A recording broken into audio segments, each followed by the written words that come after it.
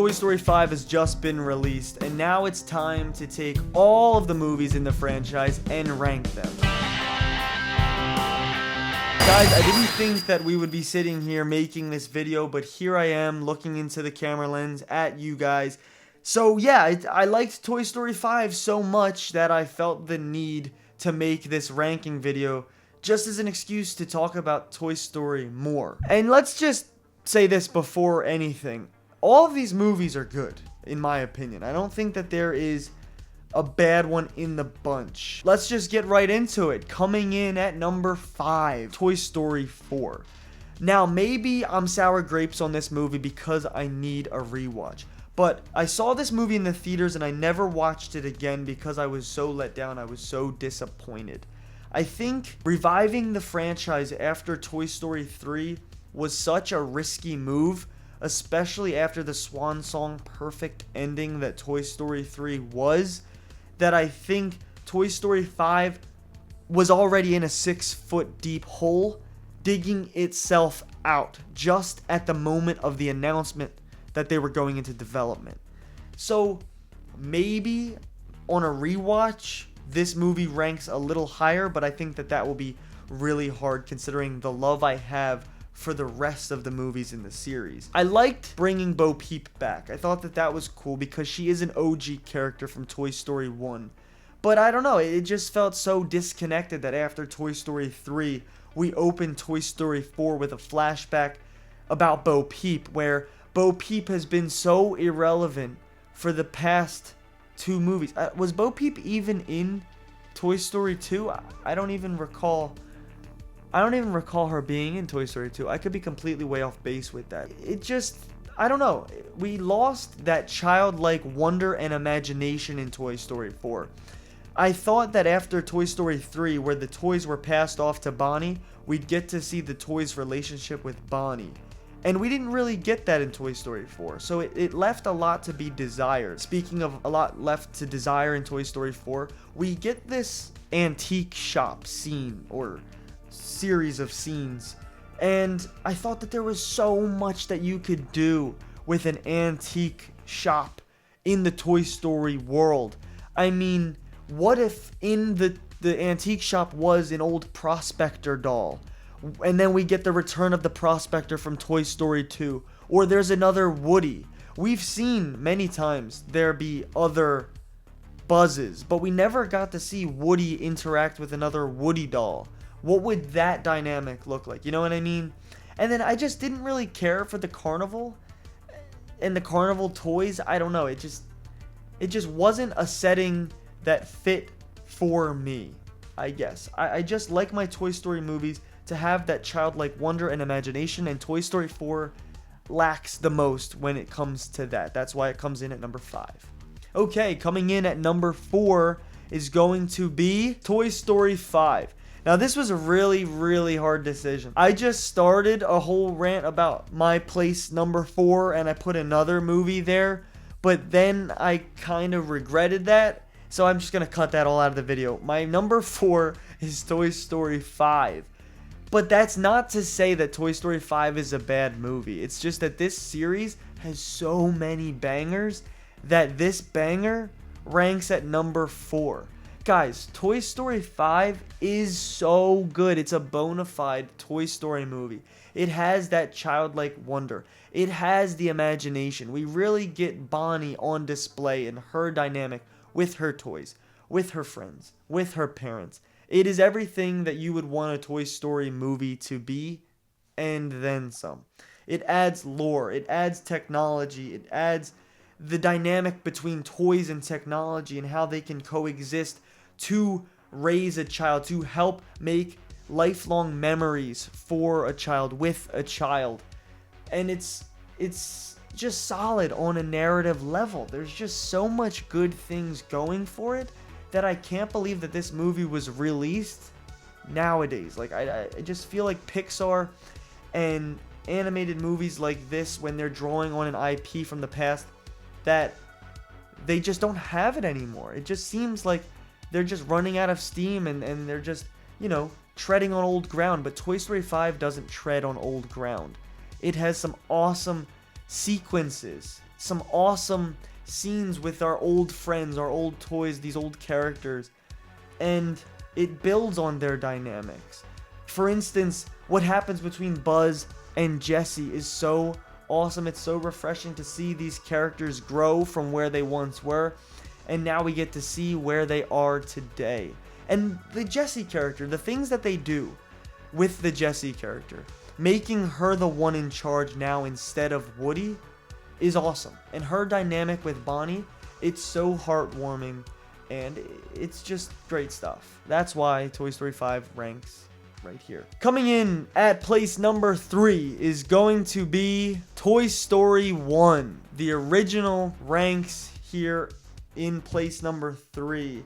This could be my own childhood coming into play here, and my experience with the other installments in the movie, numbers 2 and 3. But yeah, Toy Story 1 comes in at place number 3. It's the one that kicked it all off. It set us up for this franchise. It's so damn good. It's damn near perfect movie. But that's how I feel about the other movies. So I had to put it here because I feel like this movie set the table. It set the plate up. And then 2 and 3 just piled on meat and potatoes onto that plate that the first one set. So I love Toy Story 1. I have no gripes with the movie. I think that it is awesome. Sid is awesome. The horror elements that the toys in Sid's room have, the creepy factor, it's all such good stuff. The dynamic between Woody and Buzz, their friendship, their love-hate dynamic, it's so good. There's so many quotes from this movie. This movie set the table. It set the plate. And the other movies started piling meat and potatoes onto that plate. This movie is the roots for this flourishing plant, if I were to keep making analogies and metaphors. But I'm going to stop that now. Toy Story 1 ranks in place number 3. In spot number 2 is going to have to be Toy Story 3. Guys, Toy Story 3 is my first Toy Story movie that I got to see in theaters. So my theater experience definitely plays a part in why it ranks higher than 1.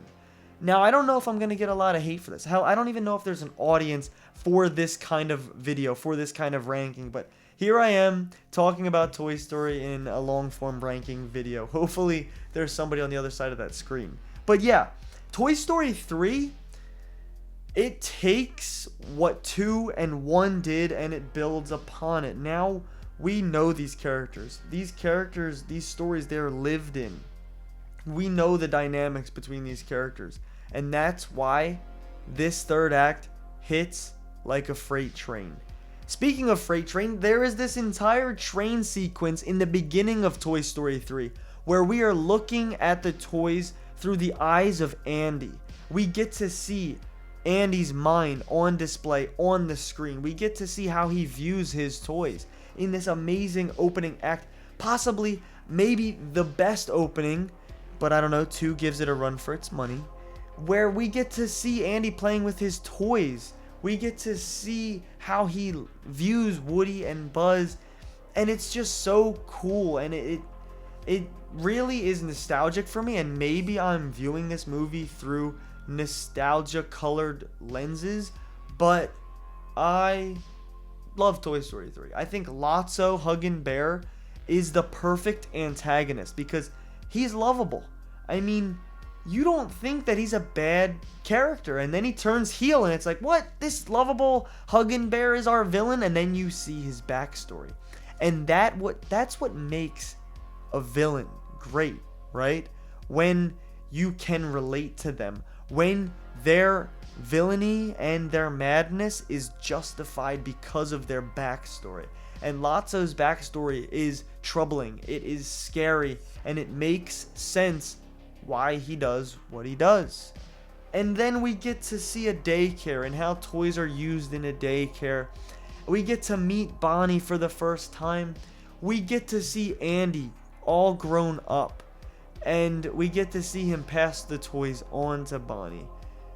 Guys, I feel like Toy Story 3 is what changed the whole franchise, because now after Toy Story 3, everybody asks, after you've seen a Toy Story movie, everybody asks, did you cry?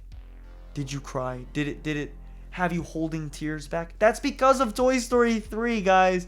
Toy Story 3 made us as an audience feel so damn much that now it's not a good Toy Story movie unless we cried, which is so crazy and sets the bar so damn high. So Toy Story 2 comes in at place number 1. I think that was already obvious. It was the only one left. Toy Story 2 holds a very, very, very, very, very special place in my heart, in my childhood. I grew up with Toy Story 2. I have that thing on VHS. It's somewhere in my house. And it was just constantly being put in the VCR, constantly being played. I watched that movie religiously growing up. The opening with Buzz in space is epic. And then for it all to be revealed to be a video game, a Buzz Lightyear video game, oh my god, it's ingenious. It's the first time in the Toy Story franchise that we got to see the toys in that light, in the light of the story of the character that they're portraying, right? If Woody is portraying an old Western cowboy and Buzz is portraying a space ranger, it's the first time that we actually got to see him as a space ranger in space, you know what I mean? And Toy Story 2 added Zurg to the mix. It added Al's Toy Barn to the mix. It added the Prospector to the mix. It added Jessie and Bullseye to the mix. It's the first time that we got to really see what this franchise could be and how it could be built upon. We got to see Woody's backstory. We got to learn that there was a TV show that used to air in the 50s that Woody is actually from.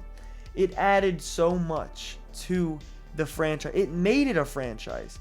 There is so many movies in the Rolodex of movies and franchises where the first one is so damn good, and then it is up to the sequel, to the second installment, to make this franchise to make this movie a franchise, because there's so many good first movies and then the second one kind of flops and then it's just forgotten about, or it doesn't get a third movie because the second one was bad. But Toy Story 3 was so damn good, it left audiences wanting more, and we eventually got a Toy Story 3 and 4 and 5. And I don't think that there would be a Toy Story 5 or a Toy Story Land in Disney World if it wasn't for Toy Story 2. Guys, if Toy Story 2 flopped, we would just say, yeah, Toy Story, that was a good movie in 1995. But that later one, Toy Story 2, released in 99, whatever. But they were really onto something with that first movie. You know what I mean? So because Toy Story 2 was so damn good is the reason that we hold Toy Story with the reverence that we do today. I just love Toy Story 2. I love everything about the movie. Al's Toy Barn needs to be brought back in Toy Story 6.